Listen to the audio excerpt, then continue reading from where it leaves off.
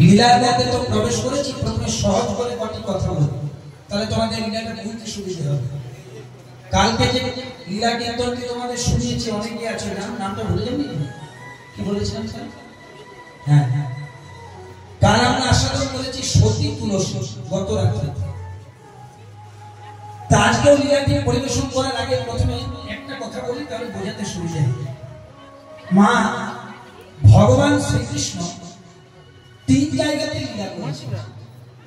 ভগবান শ্রীকৃষ্ণ তিনটি লোকেশনে লীলা করেছেন। জায়গা বৃন্দাবনে যে লীলাগুলি করেছেন তার নাম বৃন্দাবন। মথুরাতে যে লীলাগুলি করেছেন তার নাম মথুরা। আর দ্বারকাতে যে লীলাগুলি করেছেন তার নাম দ্বারকা। তাহলে আমরা পরিষ্কার ভাবে জানলাম যে কৃষ্ণ লীলা করেছেন তিন জায়গায়, বৃন্দাবনে, মথুরাতে, দ্বারকাতে। এবার হিসেবটা জানতে হবে কোথায় কত বছর লীলা করেছেন। সারা বলি যারা পড়েন বা পড়েছেন আমার সাথে একমত হবে, ভগবান কৃষ্ণ বৃন্দাবনে লীলা করেছিলেন 11 বছর, মথুরাতে লীলা করেছিলেন 11 বছর, কত 22। দ্বারকাতে লীলা করেছেন 103 বছর। তাহলে 11 বছর বৃন্দাবনে, 11 বছর মথুরাতে, আর 103 বছর দ্বারকাতে। যদি সব যোগ করেন তাহলে সশরীরে ভগবান ধরাধামে লীলা করেছিলেন 125 বছর।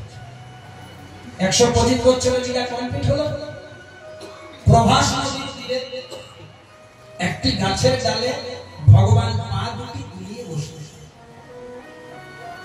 একজন বেদ যার নাম জোড়াবে ভাবলো গাছের ডালে পাখি বসেছে, কোন কোন বই মধ্যে হরিণী তিনটি ছাড়ে।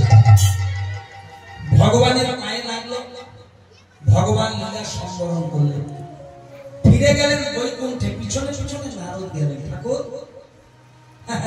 ভেলাটারে সবাই তোমার বদনাম করছে, একদম ডাইরেক্ট হিট করলো কৃষ্ণ। কেন ভেলাটারে কেন বদনাম করবো না? সবাই বলছে যে কৃষ্ণ কংসবধ করলো, যে কৃষ্ণ অঘাসুর বকাসুর পুতনা দমন করলো, আর সে কিনা একটা বেধেরাতে হরি বলল। বলছে ভেলাটারের লোককে বোঝানোর দায়িত্ব তোমার।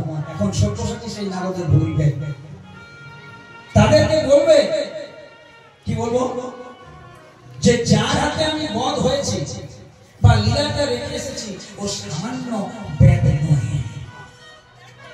ও ত্রেতা যুগে ছিল বালির পুত্র যার নাম ছিল অঙ্গদ, আর ত্রেতা যুগে আমি ছিলাম রাম। আমি রাম অবতারে সুগ্রীবের পক্ষ নিয়ে নির্মম ভাবে গোপনে বালিকে বধ করেছি। তখন বালির পুত্র অঙ্গদ আমার কাছে বলল, প্রভু আমার একটা আশীর্বাদ কর, যে আমার বাবাকে মেরেছে আমি যেন তাকে তাড়াতাড়ি।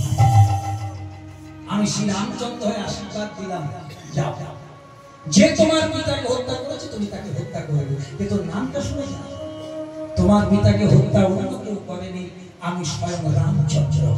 তাহলে তোমার হাতে আমাকে মরতে হবে, তবে ত্রেতা যুগে নয়।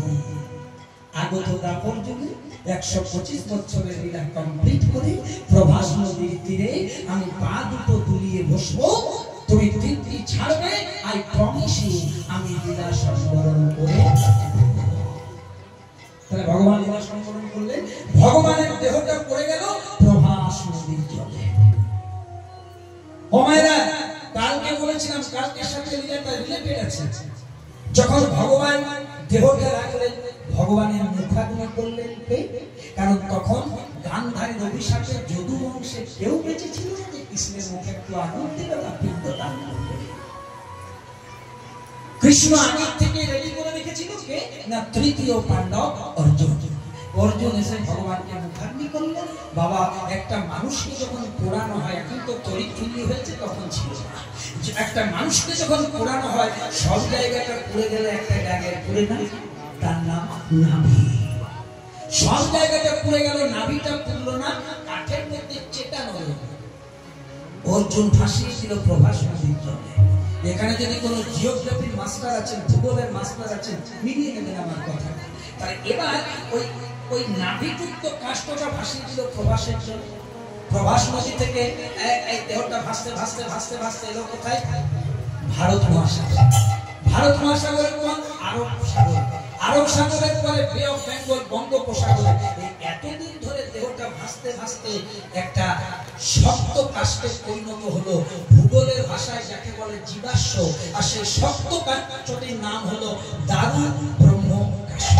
আর সেই দারু ব্রহ্ম কাষ্ঠ দিয়ে কলিকালে যে দেবতাটি নির্মাণ হলো তারই নাম এখনো নীলাচলে আছে। জয় জগন্নাথ।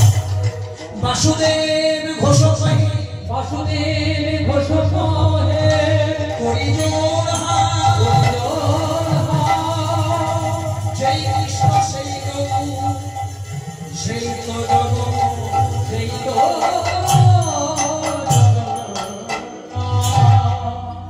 আজকে আমরা জগন্নাথ শিখছি।